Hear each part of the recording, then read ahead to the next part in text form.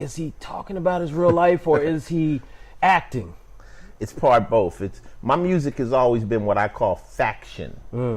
It's factual things put into a fictional story to make it more entertaining. So it's absolutely entertainment.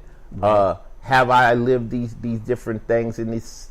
Yes, not all right now, but you know, I know what it's like to roll in an armored Escalade. I know what it's like to use satellite phones and not use cellular phones. I know why you do that. So I know all these different things. So what I do is I create a story and I just make it as authentic as it could possibly be. I know some, you know, like in Feds where we say we were actually in Mexico, I know some cats that actually went to Mexico. Right. They're like, yo, we gonna go right to the fucking place where this shit is coming from, but now we got to get it across the border. Right. Well, you know what? The cops will bring it across the border if you give them a piece of the action. So all these things are real, but the character Ice-T or the in this, it brings it to light. So when you're listening to it, if you're really in the game, you like, oh, yo, the nigga knows. Oh, like there's one guy that reviewed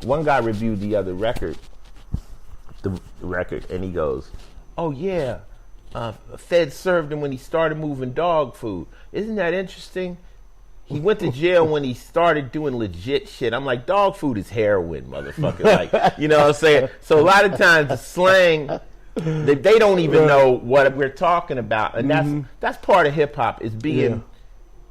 It's I call what I'm trying to do is immersion. Like I want you to listen to the song and immerse yourself into this 3-part trilogy to where you don't even realize you were listening to rap records, to like you were watching a story and you were just intrigued like what's going to happen next. Right. It's just another angle to hit the target. That's all. Now you're dropping this through Empire, right? And your own label, I know. Well, now labels, smables. Yeah. You know, I mean, at this point, I always refer to back in the day because people have to understand that when you needed a label was when you had to go in a recording studio. Recording studios were $150 an hour, and nobody could, and you used 2-inch tape, and no one could afford to do it, so you had to get a loan. Right. Now people are making music in their house on their laptops. Okay, so now you go to the label and label these majors. They want all this money for what? What are they actually doing? They're putting it up on websites, right? And they're basically accounting. So what we did was we got a distribution deal with Empire. They put it up on the sites. They account to us. They give us spreadsheets to tell us what it's selling and what's it's streaming, and we do the promotion. What is the label really going to do now? Back in the day when when the labels had to go to do retail and they had to go to different stores, it was a problem because if you sent your records to Atlanta and they sold 5,000 copies, you go to Atlanta try to collect your money. They like, who are you, nigga? We don't know you. Right. What's happening? They just jack you. Right. Take your money. So you had to have a label that could actually use leverage to get your money. Well, you're not going to get that Madonna record if you don't pay up on this. That was all that kind of shit. Nowadays, we're going to see what it does. We're going to see what it does. But, yeah, we're using Empire. This is our... We did one before, but the internet wasn't even as full-blown as it is now. So we're just putting out a single through Empire. The last one came out through Orchard. Feds is on Orchard. I did that as a favor for Mark Live and the Legends recordings and all that. This one is just coming out on Payout Final Level through... We'll just see what it does. Okay. It's all experimental to me at this point. You know, I have never really streamed billions of records like Snoop. I was talking to Snoop the other day. He goes, yeah, I got a plaque for streaming so many billion records. But where's the money? Like, they ain't give me no check with that plaque. I got the plaque. I wanted to know where's the money. Yeah. So it's now a different game, and I'm not embarrassed to say I just don't know.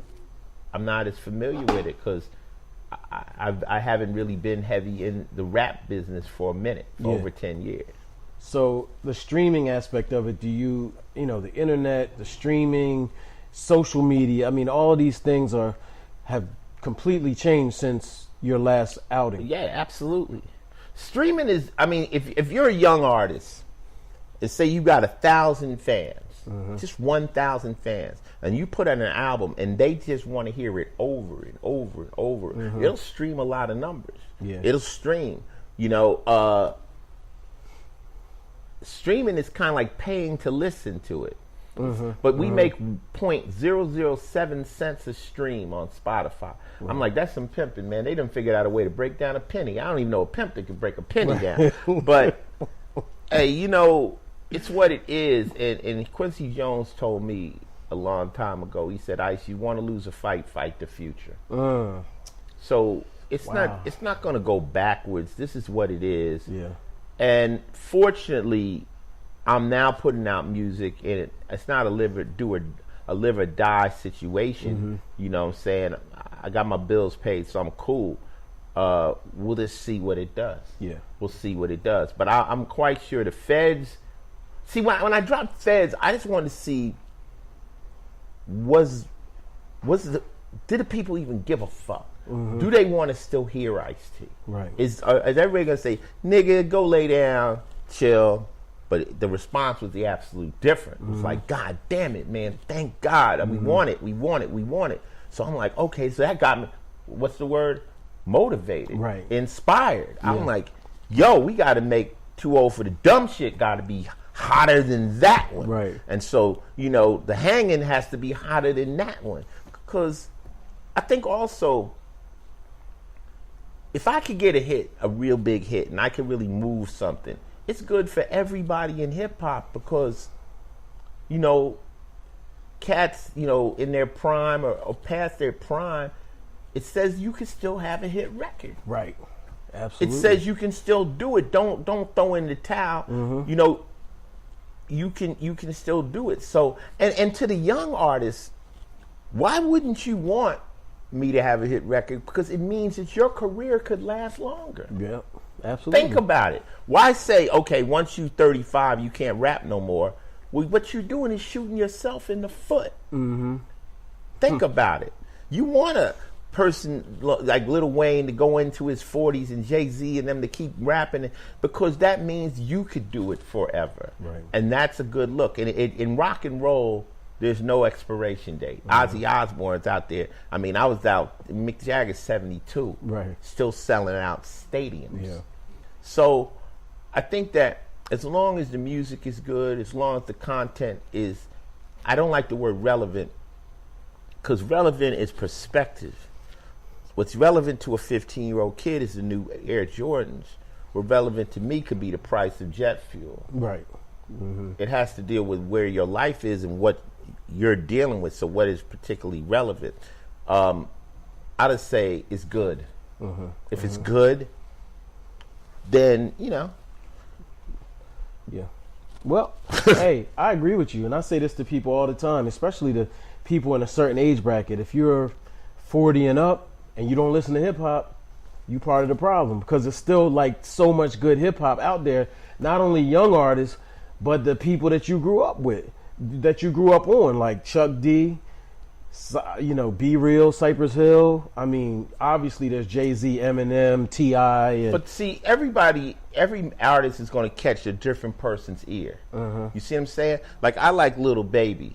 That motherfucker got a record talking about he was kind of baby to fuck the babysitter. I'm like, this is my nigga, man. I need to meet this nigga, right? So I'm not the kind of I'm not just gonna say I like everybody, but I love 2 Chainz. 2 Chainz ain't the youngest cat out there, but he's from the new thing. I listen to Drake. I listen to different certain people.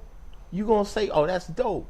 Okay, next song, man, I'm not feeling that song, but I like this song. I like that song. I mean, it's just taste. I mean, that's what it is. Right. Everybody's taste is different. Yeah. There's some people that listen to my shit and be like, yo, that shit's too hard, man. That shit's violent. That shit is aggressive. And then there's some people like, it ain't hard enough. So